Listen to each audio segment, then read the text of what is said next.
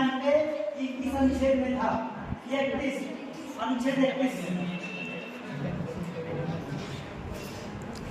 समझ में आप सबसे आप जैसे बोला समझ में आया होगा भाई, कहाँ भी समझ में आया?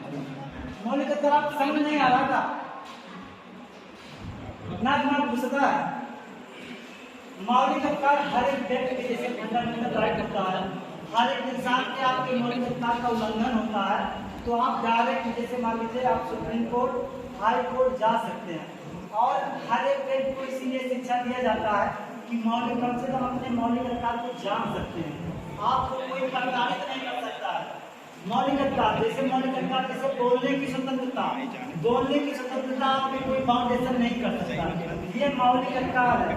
मौलिक अधिकार का मतलब आपको संविधान द्वारा दिया गया अधिकार, जनता को, इसलिए इसे कोई वो नहीं कर सकते, इसे सामान्य नियम से छीना नहीं जा सकता, इसलिए इसे मौलिक अधिकार कहा जाता है। और मौलिक अधिकार इसलिए आपको थोड़ा बोरियत हो रहा है, इसलिए क्योंकि ये पहली बार पढ़ रहे हैं, ये पहली बार पढ़ रहे हैं, शायद इसके बाद आपको कंप्यूटर तैयारी करना ही है।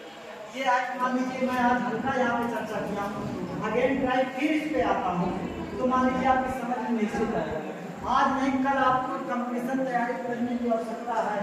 यहाँ से मौलिक अधिकार नीति निषेध तत्व से आपको क्वेश्चन आते हैं, ये चीज आपको क्लियर करना है। कहाँ पे समझ में आ रहा है भाई? सीधी मौलिक अधिकार, तो मौलिक अधिकार या मूल अधिकार इसे इंग्लिश में फंडामेंटल राइट बोलते हैं। भाग 3 1235 में आपका मौलिक अधिकार है, कहाँ से लिया गया है? संयुक्त राज्य अमेरिका से लिया गया है।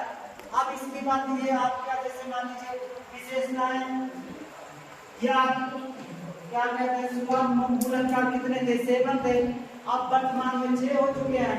संपत्ति अधिकार इससे पहले मौलिक अधिकार था, अब वर्तमान में क्या हो गया? कानूनी अधिकार कर दिया गया है।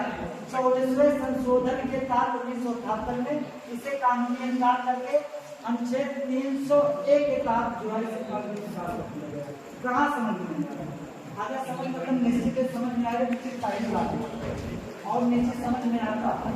अगर आप कहिए तो और इसे स्लो कर दें, ठीक है, स्लो कर दिया।